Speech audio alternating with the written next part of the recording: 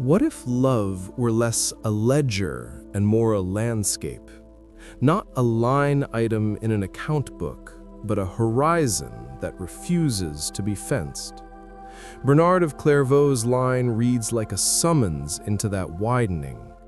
To love without measure is to learn an economy in which the heart spends itself freely and discovers that nothing of true value is ever exhausted by giving.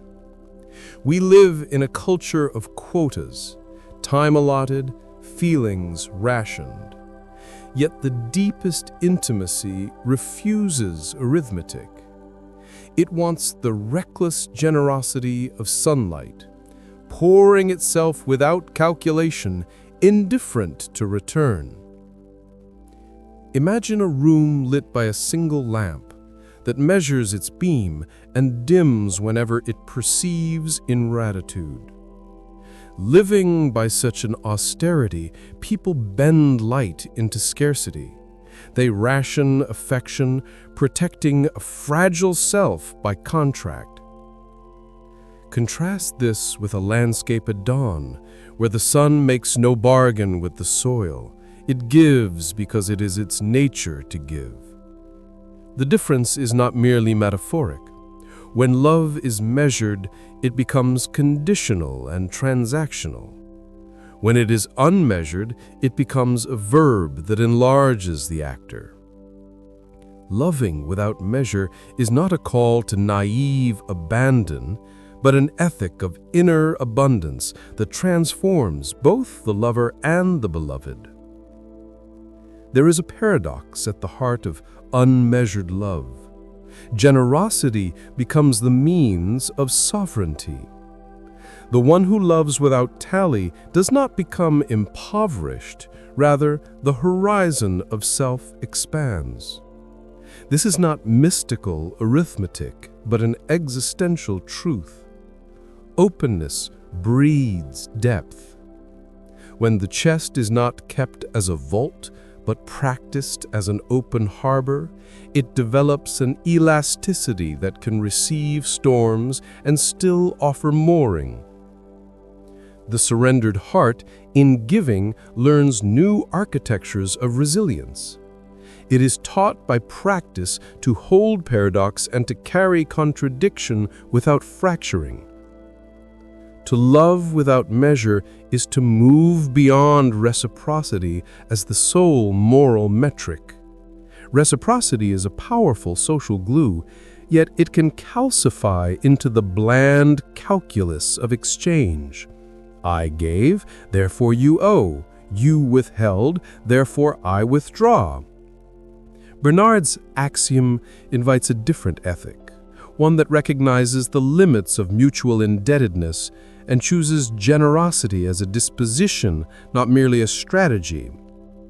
This disposition involves risk, the willingness to love where love might not be returned, the courage to act as if the heart's currency were inexhaustible. Such love remaps relationships. It converts tit for tat into a field where grace can operate. The practice of loving without measure asks for a steady interior work. It is not a project of sentiment, but of disciplined transformation. Begin with attention, the practice of seeing another without immediate categorization, the patience to listen while the other stumbles through their own language, the refusal to close the door at the first hint of offense. These small acts accumulate into a moral muscle, the capacity to respond from depth rather than reflex. Over time, habits of reactivity soften. The default becomes presence rather than defense. There is also an ontological claim implicit here. Love shapes being. When we love unmeasured, we alter the world's grammar. We shift from the economy of scarcity, where beings are competed for and hoarded, into an ecology of abundance, in which gifts circulate and life is more likely to flourish. the inner landscape changes. Envy thins, the compulsion to possess relaxes, and the appetite for control yields to a steadier enjoyment of what emerges. Love without measure, then, is not merely ethical counsel, it is a recalibration of how one's consciousness engages reality. Bernard's teaching is not sentimental. It does not demand that one endure abuse or become a receptacle for harm.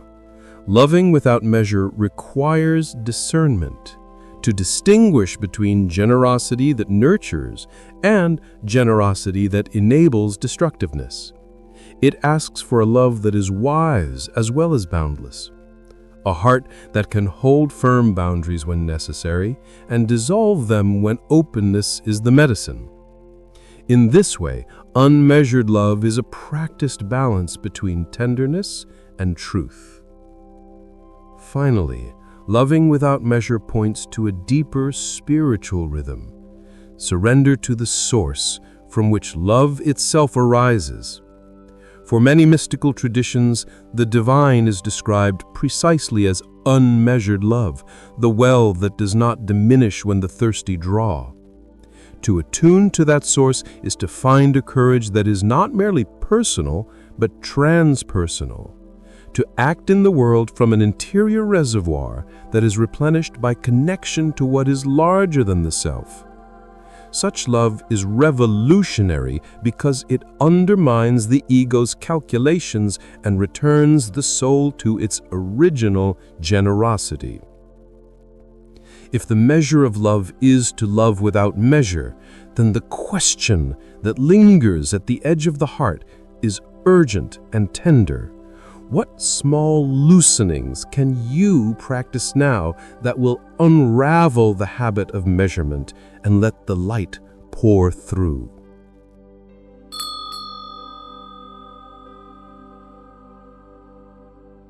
What small loosenings will unravel the habit of measurement and let the light pour through? The question lands and does not demand spectacle. It asks for an economy that is practiced in small gestures. To love without measure is to learn the sun's bookkeeping. It gives away warmth and light without tallying returns, yet the world it touches grows in abundance. The heart practicing such an economy begins by shifting attention from ledger to latitude, from calculation to inclination. It trains itself not in juridical fairness, but in generous habit, in the quiet arithmetic of repeated gratuities. Begin with the scale of the ordinary. Measurement usually appears in everyday transactions. Time rationed, compliments rationed, favors parceled. The unmeasured heart reworks these contracts by converting them into habits of presence. A greeting that lingers a fraction longer, a gaze that acknowledges instead of dismissing, a hand that steadies without seeking credit. These are small currencies of abundance. They do not bankrupt the giver. Rather, they dissolve the calculus that insulated the self, and little by little, the chess learns an alternative math where the margin becomes spaciousness and not a deficit to be guarded. Metaphor deepens here. Imagine a river that once ran through sluices and gates, its flow regulated by fear of shortage. To free the river is not to let it flood indiscriminately, but to reconfigure channels so that water reaches parched ground previously excluded. Loving without measure restructures the inner waterways. Grudges are sluiced into irrigation for compassion. Resentments ground down into sediment that fertilizes patience. The heart learns to redirect the energy of scarcity into distribution. This redirection is neither naive nor frantic. It is deliberate re-engineering of habit, so that generosity becomes the default current rather than a heroic exception. There is a moral intelligence embedded in this practice. Loving without measure is not indifferent to justice. It is, when practiced well, a deeper justice. It recognizes wounds that must be named and harms that must be addressed, while refusing to let the fear of pain calcify the will to give.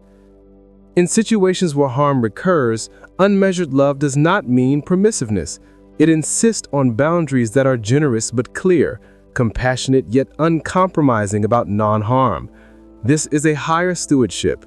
To love as the sun loves the field is also to know when pruning is necessary for the health of the grove. The interior life reshapes in tandem. Habits of measuring often arise from an anxious zero-sum imagination. For something to be given, something must be lost. The spiritual practice here contests that imagination. It trains the nervous system into experiences of replenishment, small rituals, turning attention toward gratitude before action, pausing to breathe before responding in anger, naming a generosity before taking credit, are like rehearsals for a wider economy. As these rituals accumulate, the felt sense of scarcity loosens. The chest grows accustomed to being a conduit rather than a vault. The psychological architecture changes. Trust replaces hoarding, and the soul learns to be a channel. The social consequences ripple outward. A community where hearts practice unmeasured giving moves from transactional exchange to an ecosystem of mutual flourishing. People begin to assume goodwill rather than defaulting to suspicion. Generosity becomes contagious because it's less performative and more ordinary. This does not erase conflict. It changes the grammar by which conflicts are narrated. Disputes are less likely to calcify into vendettas when the background assumption is one of abundance rather than deficit. The practice thus reconfigures not only individual souls, but the fields in which those souls live.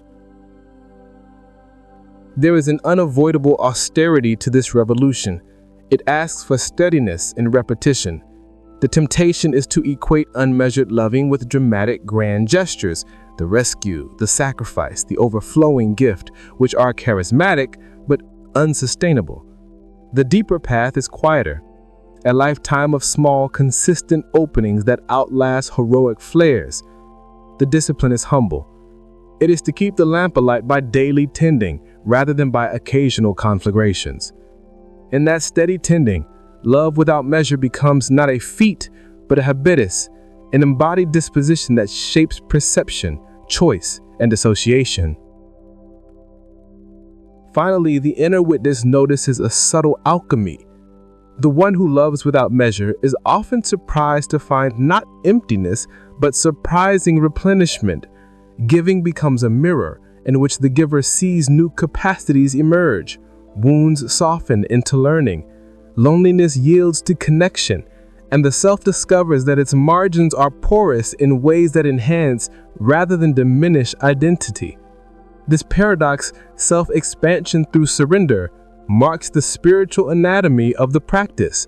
To give without counting is to enter a partnership with a field larger than egoic calculation. As the light in this reflection deepens, one image holds: the sun setting over a plain that has been watered all day, not hoarded, but shared, now glowing in the evening as earth exhales. The question that opens the final scene is a gentle test. What modest habit will you choose now, not as spectacle, but as a small reconfiguration of your inner economy, so that the measure you live by becomes the unmeasured light itself?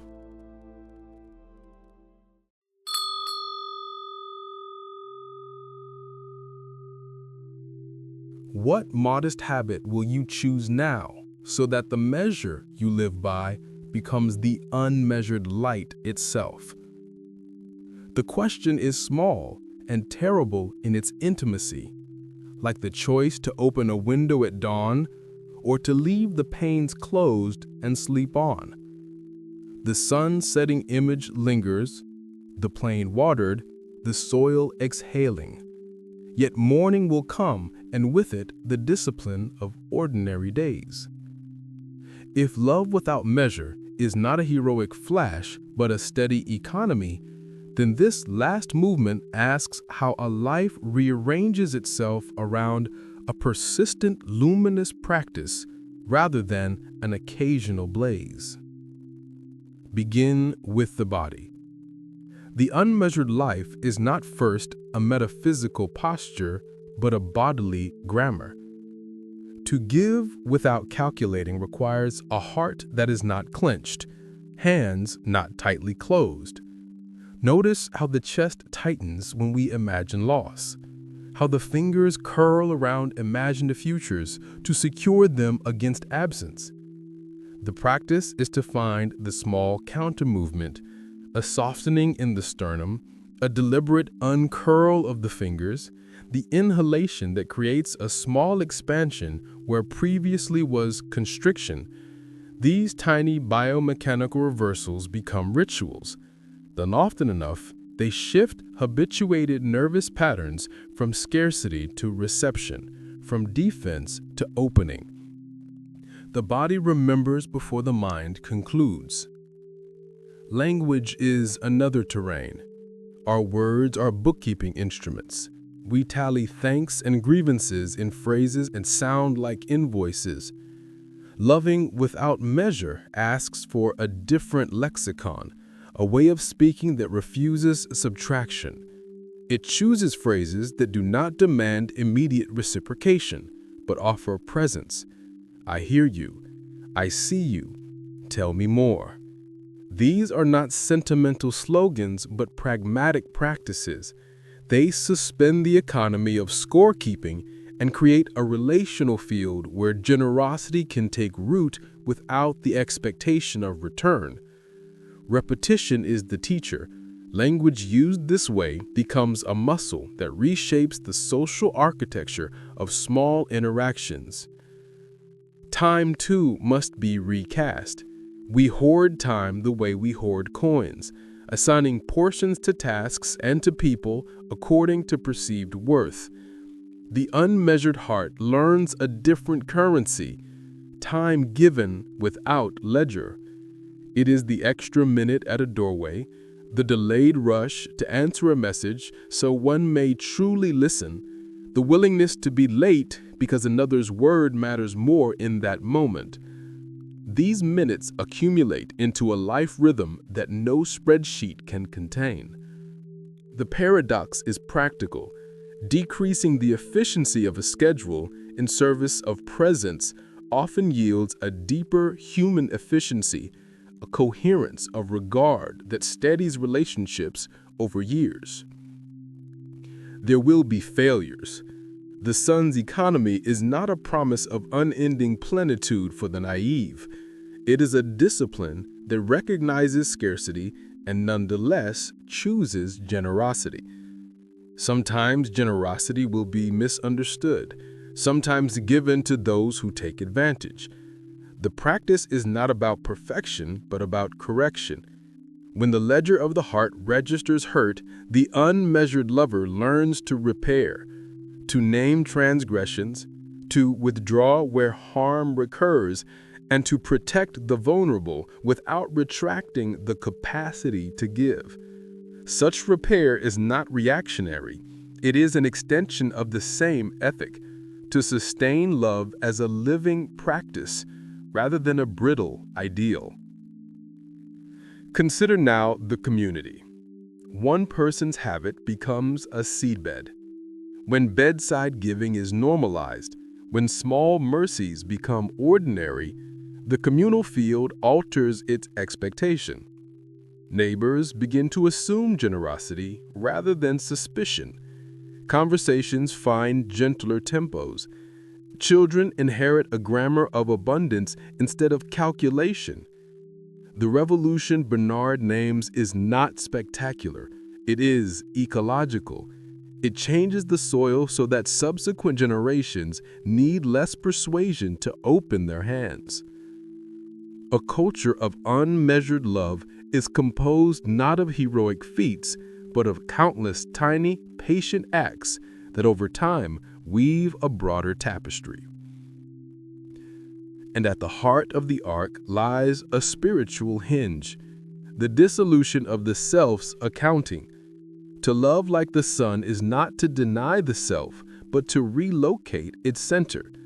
Instead of the ego as ledger keeper, identity becomes a conduit. The self is no longer primarily a calculator of receipts, but a channel through which warmth passes. This does not annihilate boundaries, it reorients them. Boundaries cease to be walls and become filters, wide discernments that protect the health of the harbor while allowing passage of the river.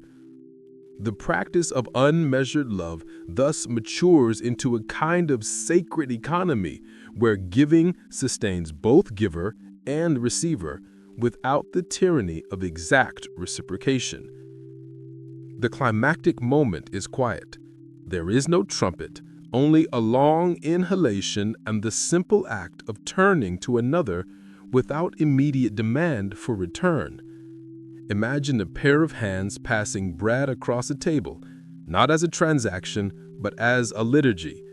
The palms meet, the eyes soften, and for a beat, the world aligns to a scale larger than calculation. In that breath, the arc from doctrine to habit completes itself. The sun's generosity has been translated into human measure and becomes an ethic that can be practiced in kitchens, in offices, at bedsides, in the small mercies of unremarkable days. Finally, the image that closes the sequence is not metaphysical abstraction, but a domestic miracle. A house at dawn, where a person rises, performs a small kindness without fanfare, and goes about the day with a chest slightly softened.